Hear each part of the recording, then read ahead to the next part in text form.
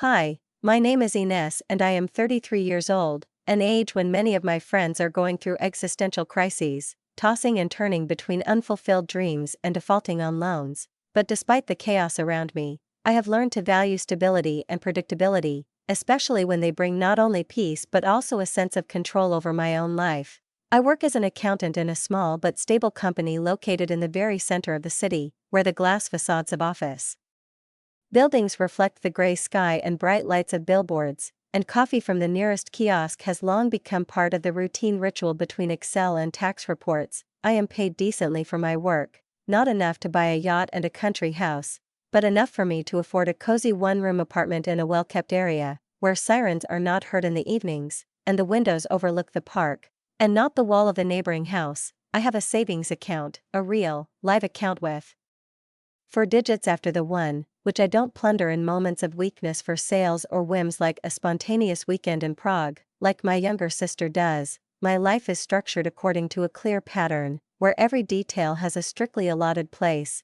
I pay my bills on time, no later than the 5th of every month. I prep my meals for the week on Sundays, neatly arranging them in glass containers in the refrigerator. I have a budget spreadsheet that I update every Saturday morning. Sitting in the kitchen with a cup of green tea and numbers that are not an ounce of chaos, my friends, of course, find all this boring, and frankly, I'm tired of making excuses. Boredom is safety. Boredom is a house where debt collectors don't call and the electricity doesn't get cut off. Boredom is a luxury I can afford. And before we continue, write in the comments from which city you are watching this video. Enjoy. My family is the complete opposite of me. As if someone played us in a strange genetic lottery. My parents, Letitia and Alfredo, are both approaching 50 and still live as if they are 20, and tomorrow is the concern of some mythical future of them. Mom until recently worked part-time in a department store, where she sold fragrances that gave her a headache. But last year she finally decided that she was too tired of this running around, and since then spends her days rewatching old TV series and arguing with Dad. Dad builds, sometimes, literally, when he is in the mood, and this happens about once every 3 weeks. They live from one odd job to the next, unable to save or even plan, and every time I visit their house seems a little more decrepit, as if it is aging along with them. And then there is Emma, my little sister is a fireball of ideas and inspirations that never lead to anything sustainable. She is 28 and works in a coffee shop, but only when she is not creating. She calls herself an artist, although her abstract brush strokes on canvas remind me of the drawings I have seen on the refrigerators of people with children. Everything is bright, blurry, and formless, but she claims that this is inner peace. She lives in a tiny studio apartment, which I have been paying for over a year now. It all started as a temporary help, tears on the phone, a trembling voice, please, just this once. And then a habit, like with my parents, 3 years ago. They couldn't make their mortgage payment, calling it an emergency, and I wired them $1,000. A month later, the same thing happened again. Now I just send money automatically. It's easier than listening to sobs, accusations, promises to pay back next month. I don't mind helping, I really don't mind. It's just easier for me to control the situation when it's predictable, even if it means monthly transfers and worries that aren't my responsibility. So when my mother called me on Tuesday and invited me to dinner on Friday, I wasn't surprised. We try to meet at least once a month, not because we all want to, but because it's supposed to be that way. These evenings are a mix of nostalgia and irritation, with stewed meat on the table that my mother invariably overdries, and complaints about everything: bills, neighbors, the government, life. On Friday, at exactly 6, I approached a familiar house, the facade of which has long been asking for repairs. The porch, still sagging, creaked under my foot as I climbed the rickety steps. The door, as always, was unlocked. I walked in, as I always did, with a little trepidation. What kind of scene would there be today? The hallway smelled of burnt onions and old wood, and in the living room I saw Emma. She was sitting on the sofa, curled up like a cat, her legs casually tucked under her, and next to her was a strange guy. He was tall, almost angular, with thin fingers, a long neck, and a beard that looked as if he had grown it hastily, as part of some rebellion against civilization. Emma held his hand, literally clinging to it, and laughed, throwing her head back slightly, to which he, without breaking away from her, whispered something in her ear, and her cheeks flushed like a schoolgirl's. As usual, no one greeted me. I stood at the door, not knowing whether I should remind them of my presence or simply disappear into the scenery of this house, where they had long forgotten how to be a family in which they notice each other. Ines, Emma said, jumping up from the couch so quickly that her knitted sweater caught on the strap of her bag, which she had thrown over the arm of the chair, but she didn't even notice, instantly being next to me, arms outstretched, embracing me with the expressive warmth that had been inherent to her since childhood. I want you to meet someone special. This is Gasper. My fiancé. Her voice was clear, with a hint of triumph, as if she were announcing her own victory over life, in which everything was finally turning out the way she had dreamed, and now she wanted to share this news with the world, starting with me, her older sister, the one they all thought always had everything under control. I blinked, trying to digest not only the words, but the scene they were playing out in front of me, as if this were not a casual family dinner, but a theater premiere, in which the main roles were not given to me. Who are you now?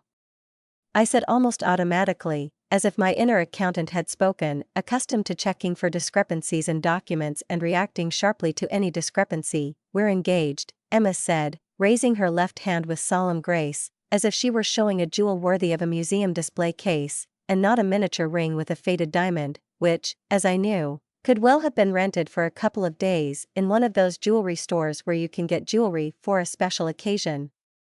When did this happen?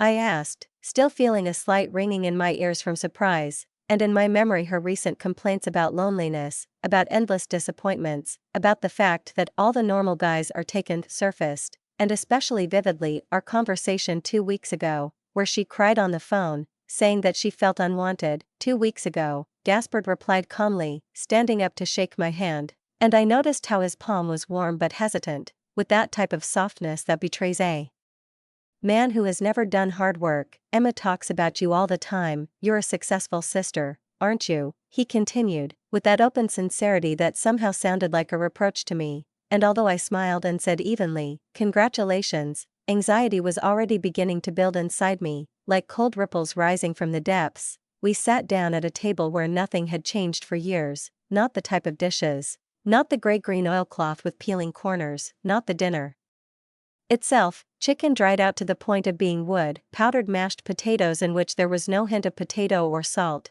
and the inevitable green beans from a can, drowning in a cloudy liquid. Mom set the dish down with the air of someone confident in her culinary competence, and Dad, having barely poured everyone a glass of cheap wine, turned to Gaspard. "And what are you doing?"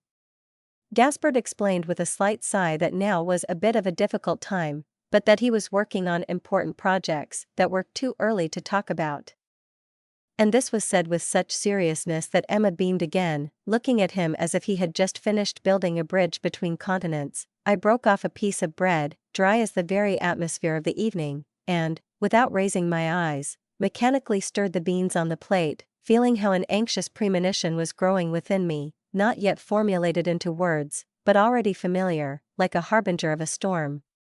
We were halfway through dinner when Emma suddenly put down her fork and took a deep breath, her expression changing from playful and happy to serious, almost solemn. "Actually, I have an important question for everyone," she said, looking first at Gaspard, then at my parents, and finally at me, and I knew she was about to say something that definitely had nothing to do with dessert.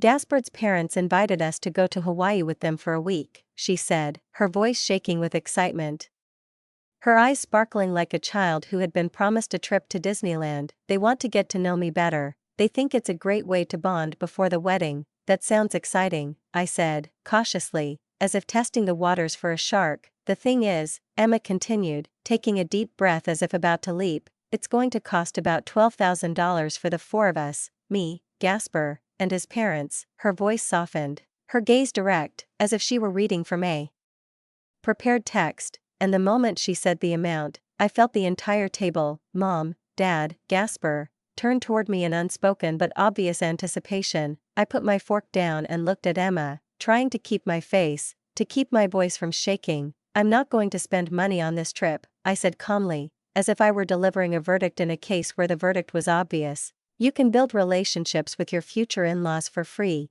plan an event together, take them for a walk in the park, invite them over for a home-cooked dinner. There are plenty of ways to bond that don't cost $12,000. Emma tensed, her face darkened, her lips trembled, and she answered sharply, "Ines, it's important to me." Gasper leaned forward, his gaze hardening, his lips pressed into a line, and he added, "To be honest, that sounds rather harsh. Emma and your parents told me that you always help them financially. It's very important to our relationship." My parents nodded, and at that moment I felt a punch in the stomach, not from the words, but from the realization that they had been discussing me behind my back, not as a daughter or a sister, but as a purse, as a source, as an automaton for fulfilling their desires. I turned slowly to Gasper, looked him straight in the eye, and something inside me seemed to close, the last bolt on a door I had been hesitant to lock for so many years. "I'm not going to spend the money on some vacation," I repeated, almost without emotion.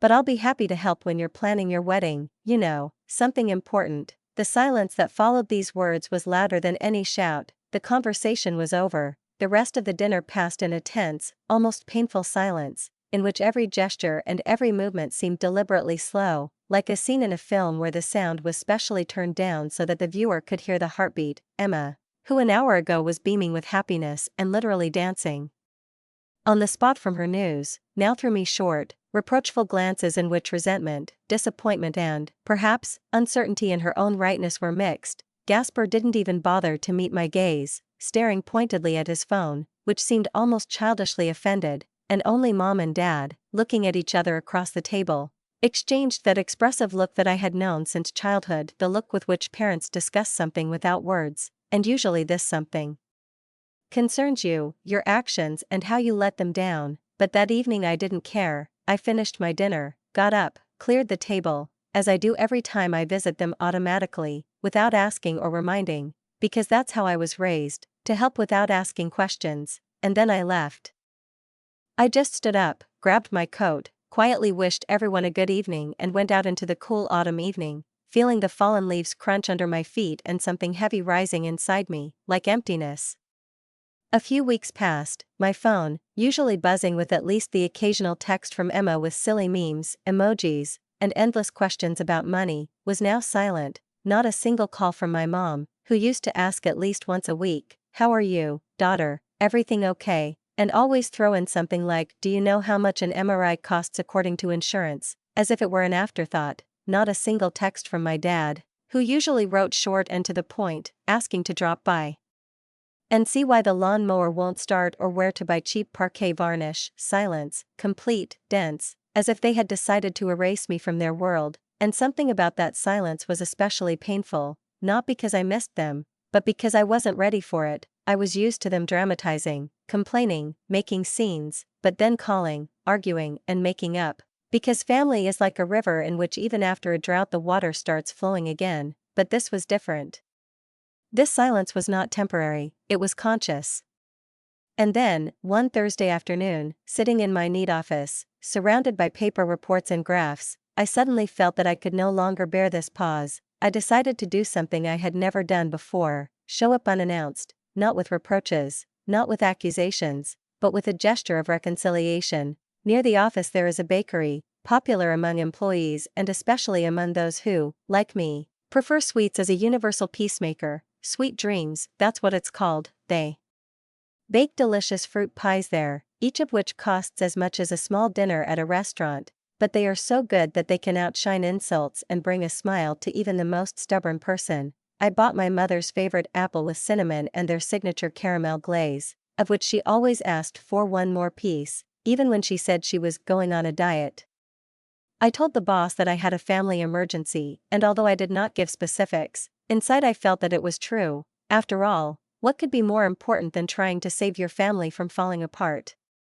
With a box in my hands, I went to the house where I spent my childhood, still hoping that I would be met behind the door not with ridicule, but at least with surprise. I had left the key from the time when I studied in college and lived with my parents. They never had anything against my unexpected arrival. On the contrary, my mother always said that the door is always open for you. I inserted the key into the lock, turned it and, as always, entered without knocking. The house smelled of fried onions and old wood. The living room was empty, but voices came from the kitchen, loud, tense, with that special intonation that appears when someone wants to convince another, but at the same time hide their anxiety. I was about to call out, but Emma's voice stopped me. I froze in place, with the box, which suddenly became heavy as a stone. "I still want to go to Hawaii with Gasper and his parents," she said. And there was annoyance in her voice. "But I don't have the money, Ines is so incredibly greedy in all this." These words, spoken with such ease, with a kind of contemptuous tone, as if I were not a person, but an obstacle, a wall interfering with her happiness, struck me in the heart. "Don't worry about Inez," Mom's voice said, and I felt a chill run down my spine. "Your father and I have a plan to get money out of her. I'll say my arthritis is getting worse and I need special treatment. You know Inez. She'll believe anything we tell her about medicine." There was laughter, loud and genuine, as if they were discussing a comic story rather than manipulation. "How much?" Emma asked. 15,000, Mom answered without hesitation. "That will cover your trip and give us a little extra for ourselves." "That's brilliant," Emma said, and then Dad chimed in, joining in with a hoarse laugh. "New York has always been so stupid. She believes everything we tell her without asking questions." I expected Mom to at least try to stop him, to put him in his place, to tell him he had gone too far, but instead she laughed even louder and added, "You know what the truth is? We only love Ines when she gives us money. The rest of the time she just irritates us with her organization, planning, and lectures on responsibility." I felt sick, so sick that I seriously thought I was going to fall. The pie in the box, which I held in front of me as a symbol of peace, suddenly felt unbearably heavy. It slipped out of my hands, but I caught it at the last moment. Without even thinking about how it looked from the outside, my whole body froze, but my thoughts inside were like a whirlwind. Without giving myself a second to think, I took a step back, then another, trying not to make a noise, not to give away my presence, not to squeeze the door handle too hard. As I retreated to the entrance, I opened the door, went out, inhaled the cold air, which immediately burned my lungs, and without a second's hesitation, I returned, knocked loudly, confidently, so that it was clear. "I am here, I'm coming," my mother said with that strained, cloyingly cheerful intonation that was trying too hard to hide something that had barely fit into the last few minutes. Conversations, betrayal, laughter behind my back. The door opened, and her familiar figure appeared before me, slightly hunched, with tired eyes and the same homely smile that used to warm me like a blanket, but now seemed to me like a mask cut out of thin plastic. "Ines, what a wonderful surprise. Come in," and I entered, crossing the threshold of the house that had known me since my youth, but no longer felt like home. I held the same pie, with the same neat bow, looking into the face of the woman who, just 10 minutes ago, being sure that I was not nearby, easily said that she loved me exclusively for money. "Look who came to visit us," Mom called out, turning toward the kitchen and encouragingly clapping her hands, as if she were calling not an adult daughter, but a long-awaited dog. As if on cue, Dad and Emma came out of the kitchen, both with wide, theatrically sincere smiles that at that moment seemed unnatural, alien to me, as if I were watching actors performing a poorly rehearsed play. "Ines." Emma screamed and rushed toward me with that typical exaggeration, as if we had not seen each other for 3 years instead of 3 weeks. She hugged me tightly, and I let her, not hugging back, just standing there with the pie in my hands, like a trophy bought for $40, and feeling everything inside turn to stone. "I missed you so much," she added, and her voice trembled, too deliberately to be true. "I brought a pie," I said quietly, holding the box up to my chest. "You're so sweet."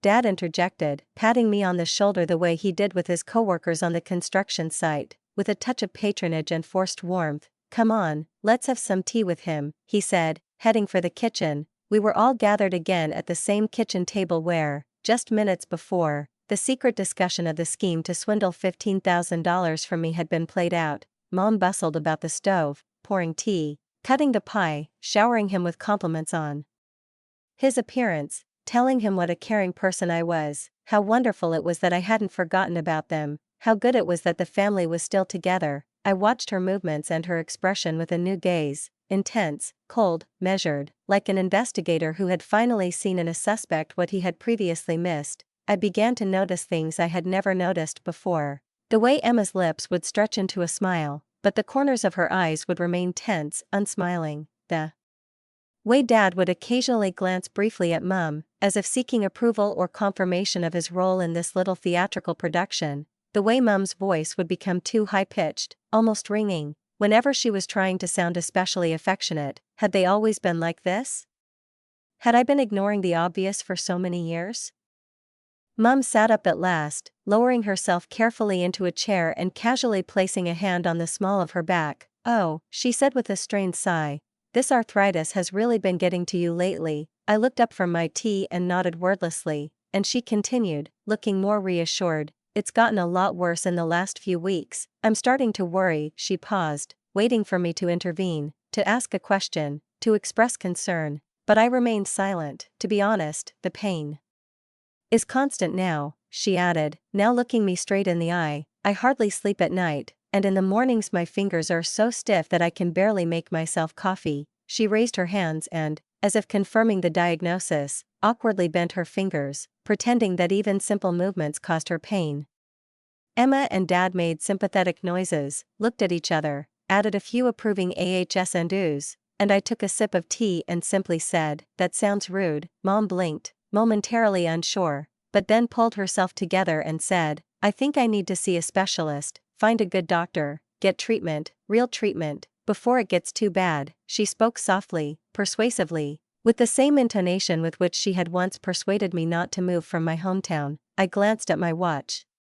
"You know, I just remembered I have a meeting, an emergency at work." Mom's face fell. "You just got here." "Sorry," I said, standing up. "Thank you for the tea." I walked up, kissed my mother on the cheek, gave Emma a formal hug, shook my father's hand, and, feeling the blood begin to boil under my skin, left the house. When I got out and headed to the car, I could still feel the eyes on me from the kitchen window. They must have already discussed why their little show hadn't worked. I got into the car, closed the door behind me, started the engine, and only then did I allow myself to tremble. The drive home flew by in a kind of delirium. My whole body was tense, my fingers on the steering wheel were white, the same phrase pounded in my ears, "We love Ines only when she gives us money." When I got home, I closed the door behind me and, for the first time in a long time, I didn't just turn the key in the lock. I turned it twice, as if I wanted not just to close myself off, but to fence myself off from the world, from my family, from everything that had come before. I sat down on the couch and let my head fall into my hands, finally releasing what had been building up for weeks. Anger, not irritation, not annoyance, not sadness, real, furious, living anger. $2,300. That's what I sent them every month, for rent, for medicine, for another unforeseen event. $27,600 a year, more than $100,000 over several years. Money that I could have invested in the future.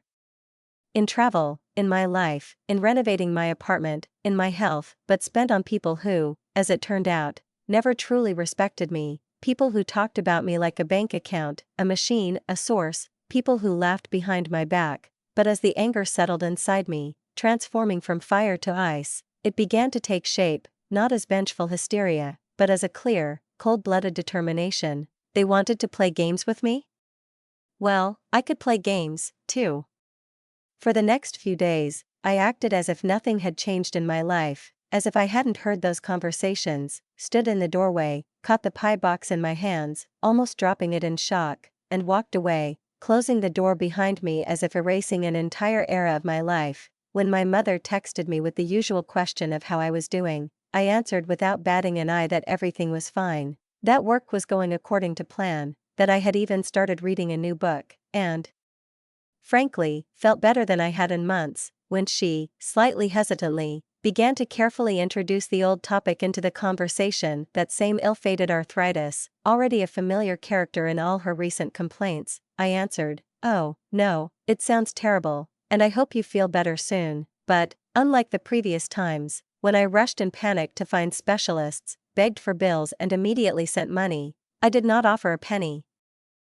I simply pretended not to get the hint. I pretended to be naive, even stupid, and the longer I played my role, the more clearly I felt this game was changing the balance of power. With each passing day, her messages became more and more desperate and less veiled. At first, these were standard, almost faceless complaints about exacerbations, about sleepless nights, about fatigue and numbness in the hands. Then messages began with specific descriptions of symptoms, with pseudomedical terms that she obviously copied from the internet. Then she moved on to the next phase, links to clinic websites, prices, reviews, copies of supposed doctor's orders. "The doctor says my arthritis is progressing faster than expected," she wrote one evening. "If I don't get proper treatment soon, the effects may be irreversible." I responded with polite horror, as if hearing about it for the first time. "This is terrible. I hope you can find a treatment plan that works for you."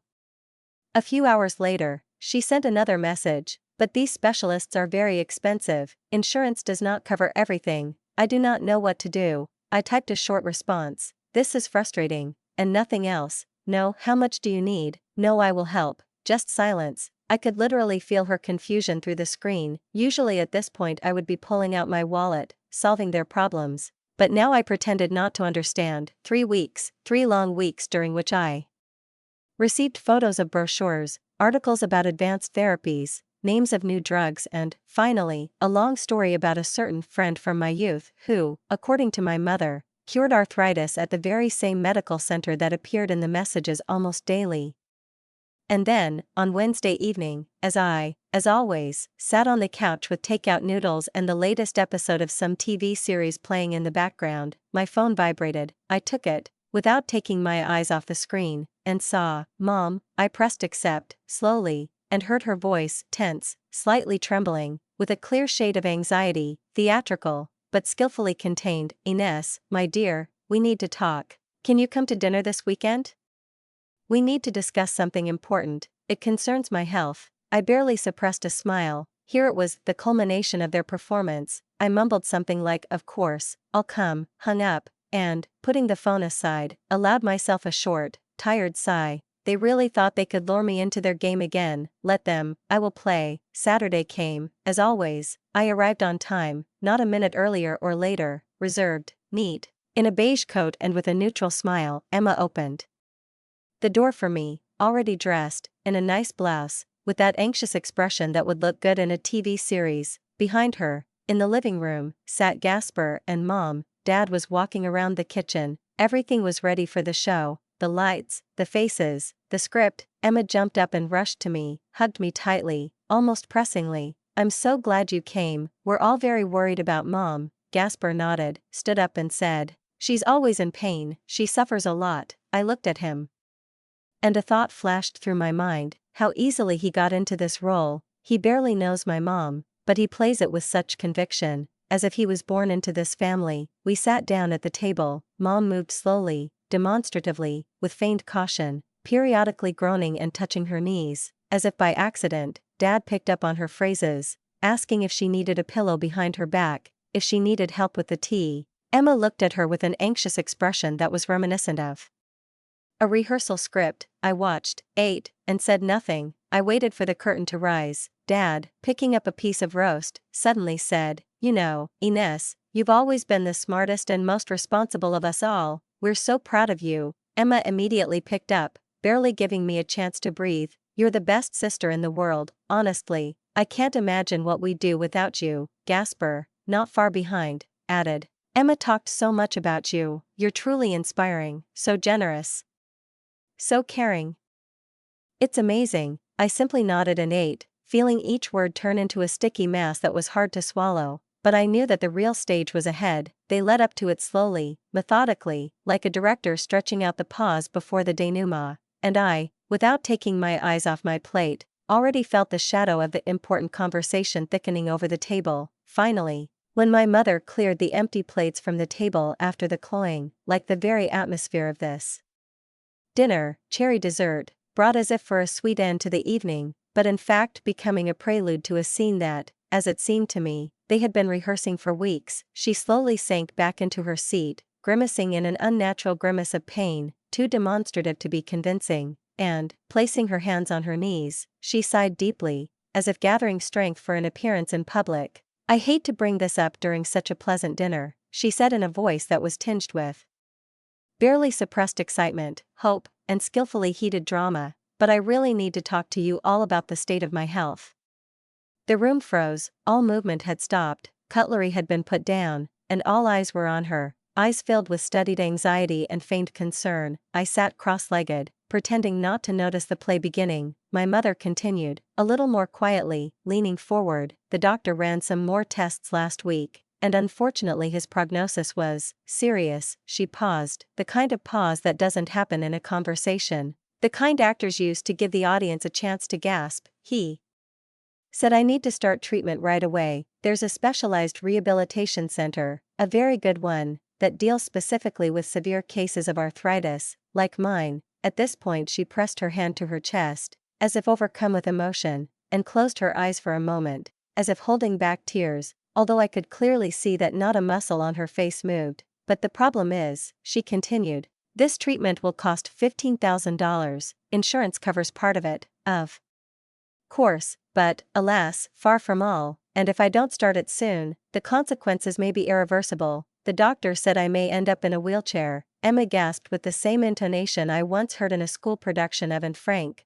when the heroine learned of her betrayal. Mom, this is terrible, she said, pressing her hand to her lips and glancing at me, as if she already knew who should bear the burden of salvation. I would really like to help, she added a little later, but, well, you know, with my salary in a coffee shop. She spread her hands, sighed, and looked down. Gasper, sitting with a stony face, sadly shook his head. I would gladly help if I could, but, unfortunately, I'm still out of work. Dad, leaning back in his chair, let out a heavy sigh that combined tragedy and despair. Letitia and I discussed it, thought about how we could get out of it.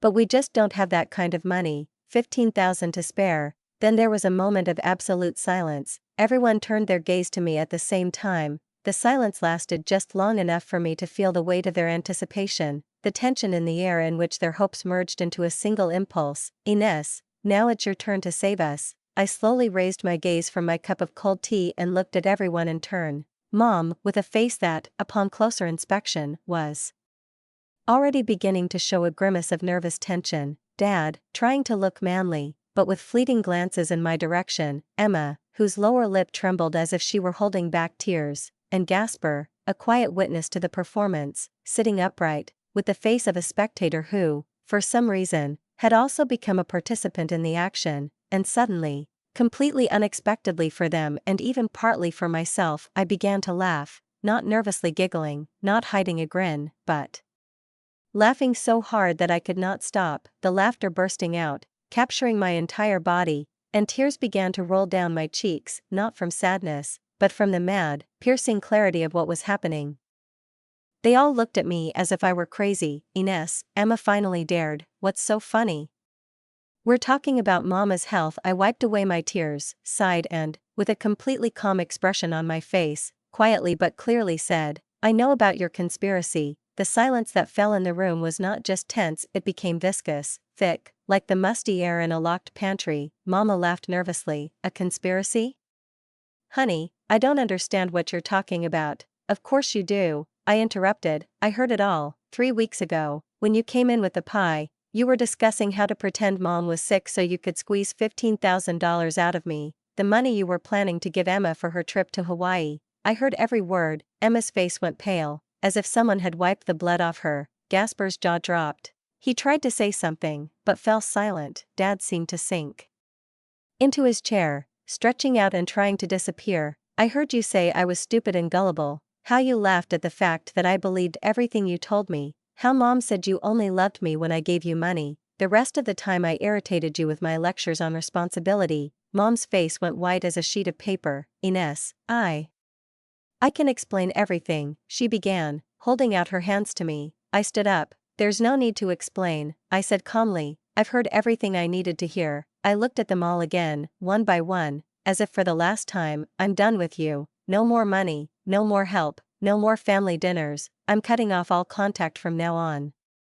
Emma found her voice first. Ines, you can't do this to us, she cried, standing up. I looked straight at her. Look at me. This is what I'm doing to you. Today, I'm canceling your rent. I looked at my parents, and Mom, Dad, no more monthly transfers, not 1,000, not 1 cent. I headed for the door. There was a noise behind me. They were all talking at once, shouting protests, excuses, please, but I didn't stop, didn't turn around, didn't listen. I walked out of the house, closing the door behind me. For the first time in years, I felt like I wasn't their accountant, their lifeguard, their wallet. Ines, was no longer their ATM. That night, when it all happened, when the words were spoken, the masks were torn off, the doors were closed, and I was no longer playing the role of the kind, obedient daughter and the sympathetic sister ready to save everyone from the consequences of their own chaotic lives. I returned home with a sense of clarity that rarely visits even the most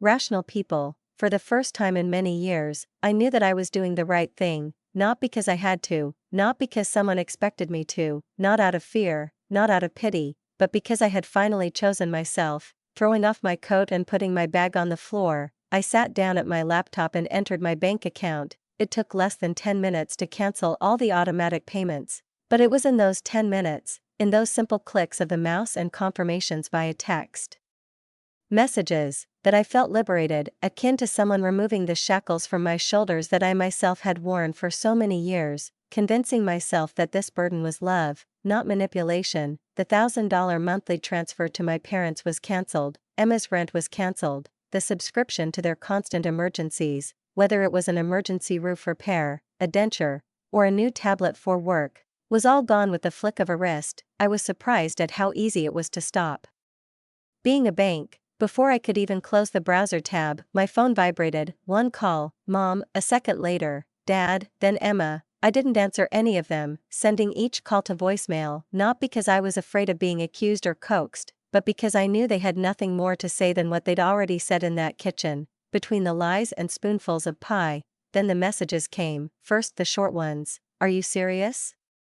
We're your family, think before you do something stupid. Then the longer ones. Emma sent a paragraph 3 screens long about how I was a cruel, cold, selfish person who never understood what family was. And that all my budget spreadsheets were just a way to control and humiliate others. Dad, as usual, succinctly, ungrateful. Mom put her heart into it, a letter full of reproaches, memories, distorted stories from childhood and attempts to pity, interspersed with accusations that I always put myself above others. I opened each message, but did not read any of them to the end. I simply deleted them, one after another, feeling how silence settled in my chest, not emptiness, but a deep, liberating silence. Around 10 in the evening, when I was already lying on the couch, wrapped in a blanket and looking at the TV screen, flooding the room with soft light, a call from an unknown number rang. Without thinking, I picked up the phone. Ines. Thank God, a familiar voice came over the speaker. Emma, she was calling from Gasper's phone. You have to listen to me. No, I answered calmly. You're cruel. You're selfish, she shrieked. We're your family. You can't just leave us. Look at me. I already looked, I said, and, without waiting for an answer, hung up. Then, just as calmly as I had deleted the automatic transfers, I blocked Gasper's number, and then opened the list of contacts and blocked Mom, Dad, and Emma's numbers one by one. If they really needed to say something, let them write a letter, a paper one, a real one, through the mail, in an envelope. Until then, let them not disturb me. The next week was as quiet as the first snow. No calls, no messages, no new emergencies. I went to work, watched TV series in the evenings, read, walked in the park, and for the first time in many years, I felt my own breathing become free, as if before I had always lived in a room with a lack of oxygen. Without even noticing how little air I was getting, I sipped my tea slowly, enjoying its aroma, and not taking sips between tasks. I stopped waking up in the middle of the night with anxious thoughts. I finally began to live, not as a daughter, not as a sponsor, not as a source of resources, but as a woman named Ines, who has her own life. But the silence, as it turned out, was not eternal. On Tuesday evening, as I was sitting down to dinner, there was a knock on the door, not a light, polite knock, but a rough, demanding knock, as if someone was going to break it down. The knocking turned into a hammering sound. Ines. We know you're in there. Emma's voice screamed from the other side, open up. I went to the door and looked through the peephole. There they were, all three of them, Mom, Dad, and Emma, outwardly, a family, in reality, three people who no longer had any love or respect for me. Their faces were twisted with anger. We need to talk. Dad yelled, this is ridiculous. Mom added, they kept knocking and shouting, as if they could knock down not only the door, but also my resolve. 5 minutes of madness. The neighbors, I'm sure, were already starting to get angry, but I stood there, not moving, knowing one thing. If I gave in now, if I opened the door, if I let them in again, it would all start over again. Finally, I screamed, "If you don't leave right now, I'm calling the police." "You wouldn't dare."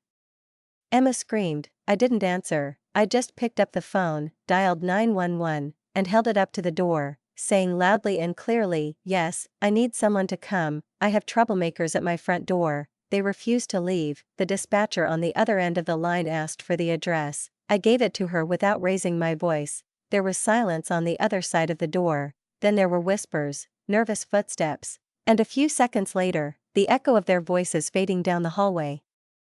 They haven't returned since. I'm alone, completely alone. Months have passed. At first I waited for them to find a way around it, a new number, an old friend, a postcard, a mutual acquaintance, but nothing happened. It was as if they had disappeared, or, more likely, they had finally realized that I was serious. Through my cousin Lisa, who, despite the mutual rupture, still maintained rare and cautious contact with my family, more out of inertia than conviction, I began to receive fragmentary information about what was happening to those people I had once called closest. These were not regular reports, and Lisa never spoke with condemnation or reproach. On the contrary, there was something like awkward sympathy in her voice, and perhaps an unspoken understanding that I had done the right thing. She told me that Mom and Dad had to go back to work, not just work part-time, as they had done in the past, when there was always a more important reason to refuse responsibility, but really get back on their feet and take on everything that they used to routinely pass on to me. Dad went back to work on a construction site, the same one from which he had once vacated of his own free will, and Mom got a job as a cashier at a nearby grocery store, and, according to Lisa, after an 8-hour shift she could barely stand upright, especially on cold days when the arthritis, the same one that had never existed before, suddenly really started to manifest itself. It was hard for them. No one hid it, but, strangely enough, they coped, and here is the bitter irony: when the help stopped coming, they suddenly found themselves able to live independently. Emma,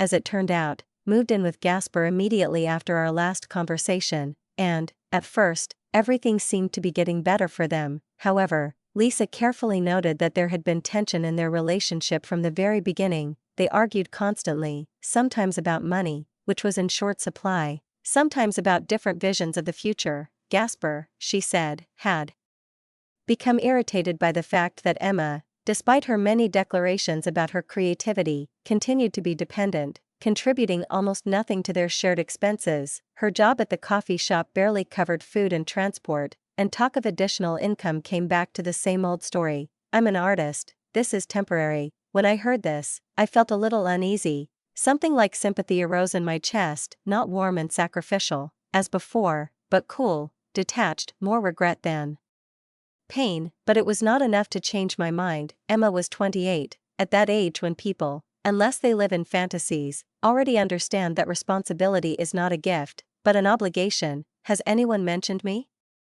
I asked Lisa, pretending the question had come up casually. "Sometimes," she answered guardedly, "mostly your mom. She says she misses them, but more often than not, they look angry, more annoyed than sad." Okay, I thought, let them be angry, at least that's honest.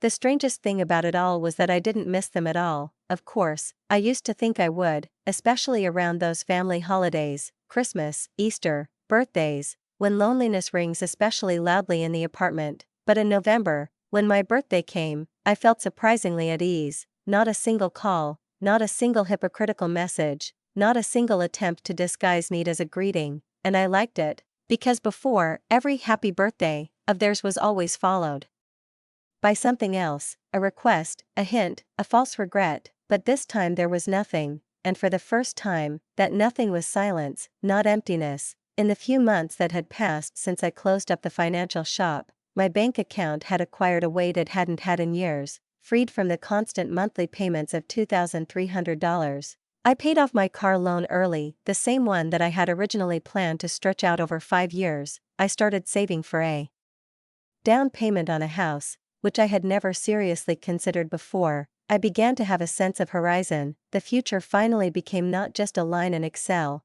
but something that I could build myself, with my own hands, without a constantly open tap of resources draining into nowhere. At work, I became closer to colleagues whom I had previously kept at a distance. All my time was taken up with solving other people's problems. I even started dating a guy named Ryan who worked in the IT department and had a habit of laughing at the most boring jokes so infectiously that even I sometimes couldn't help but smile. And then I went on vacation to Italy, a trip I had dreamed about since my youth, but always put off because there was no time for it. For the first time, I lived not as a backdrop to other people's stories, but as the main character of my own life.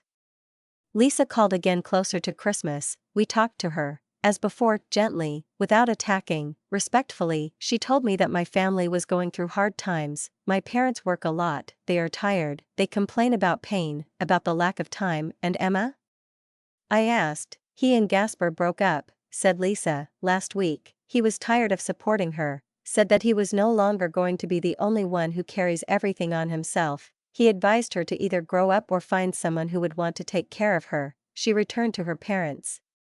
So Emma again found herself in the house from which she once ran away to build an adult life, only now there is no one to support her. Her parents are barely making ends meet, and she herself has not learned to live any other way. They keep saying they want to reach out to you, Lisa said carefully, especially now, with the holidays coming up. I hope that won't happen, I answered honestly. Will you ever forgive them? She asked. I thought about it, maybe, I said, when they learn to take care of themselves. And not until they apologize, really, for everything, for using me, for loving me only on the condition that I was useful, for being a function, not a daughter, to them.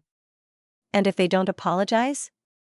Lisa asked quietly. I shrugged, even though she couldn't see me. Then I think I'll be better off without them. After we hung up, I sat in my apartment, enveloped in the evening silence, and suddenly realized what I had been afraid to even think before. I was happy, really, sincerely. For the first time in many years, my life belonged to me. Write a comment what you think about this story and don't forget to subscribe to the channel and like it. See you soon.